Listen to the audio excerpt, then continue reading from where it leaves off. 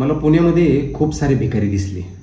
भिकाऱ्यांना भीक द्यावी का, दिल्यास काय होतं आणि नाही दिल्यास काय बिघडतं, समजतच नाही मला ते काय एवढे वाढतायत। मला असं समजत नाही की यांना भीक द्यावा की ना द्यावं।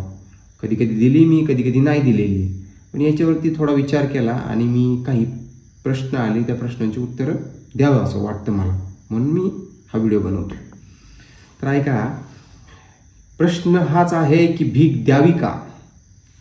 याचं उत्तर आहे कधीच नाही, जर ती सवयीची भीक असेल तर। कष्ट न करता मिळणारा पैसा, म्हणजे कष्ट न करता मिळणाऱ्या पैशानं पोट भरलं की काम करायची इच्छा मरते। आज जे रस्त्यावर भीक मागतात त्यातले बरेचसे व्यावसायिक भिकारी असतात। त्यांना तुमचं दयाळूपणा जो आहे आपला तो त्यांच्यासाठी तो एक पॉइंट आहे, तो एक चांगला पॉइंट आहे त्यांच्यासाठी। भीक दिलं तर काय होईल, भीक दिलं तर काय होईल त्याच्यावरती बोलूयात आपण। त्यांची जी आळशीपणा आहे ना, आळशीपणा तो वाढेल, तो टिकून राहील कंटिन्युअसली। आणि माफिया गँग यांना आहे ना, पैसा जो आहे तो मिळत राहील कंटिन्युअसली। माफिया गँगला पैसा मिळत राहील।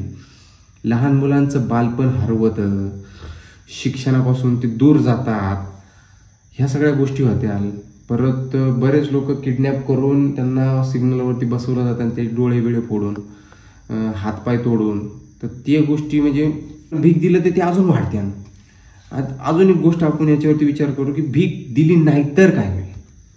कदाचित मनात चुकल्याची भावना येईल, आपल्या मनात चुकल्याची भावना येईल। भिकाऱ्यांना भीक मागून काही मिळत नाही हे कळू लागेल, त्यांना भीक मागून काही मिळत नाही हे कळू लागेल। कारण की भीकच नाही दिली तर त्यांना समजणार बाबा दुसरं काहीतरी पर्याय शोधतील ते। मदतीसाठी योग्य संस्था, योजना यांच्याकडे ते वळतील, बरोबर ना? भरपूर आहेत त्यांच्यासाठी योजना, त्याच्याकडे वळतील ते, जिथं खरंच त्यांना मदत होईल, ऍक्च्युअल मध्ये त्यांना मदत होईल। तर मला अजून एक गोष्ट म्हणायची, भारतामध्ये भिकाऱ्यांची संख्या का वाढते याच्यावरती आपण बोलूयात। भीक मागणं ही सवय आणि नंतर व्यवसाय बनतो। सरकारच्या योजना पोहोचत नाहीत किंवा काहींना त्याचा उपयोग करून घ्यायची इच्छा नाही। रस्त्यावर देणाऱ्यांचं प्रमाण जास्त, त्यामुळे काम न करता जगता येतं हे शिकवलं जातं। माफिया गँग, ट्रॅफिकिंग, रॅकेट हे गरिबाचा वापर करून पैसा कमवतात। अरे गरिबांकडनं मुलं खरेदी करतात हे लोक, लय बेकार अवस्था आहे। त्याच्यामुळं भीक देणं चुकीचं आहे। उपाय काय आहेत आपल्याकडे? उपाय आहे त्याच्यासाठी खूप सारे। भीक देण्याऐवजी अन्न, कपडे किंवा सामाजिक संस्थांकडे मार्गदर्शन द्या, त्यांची माहिती द्या। भीक मागणाऱ्यांना योग्य संस्था, आश्रम, शासकीय योजनांबद्दल माहिती द्या। तसली माहिती द्यायची। ते म्हणणार मला भीक द्यायची ऐवजी हे का माहिती देतोय, त्यांना असल्या गोष्टींची माहिती झाली तर ते पोहोचतील तिथं।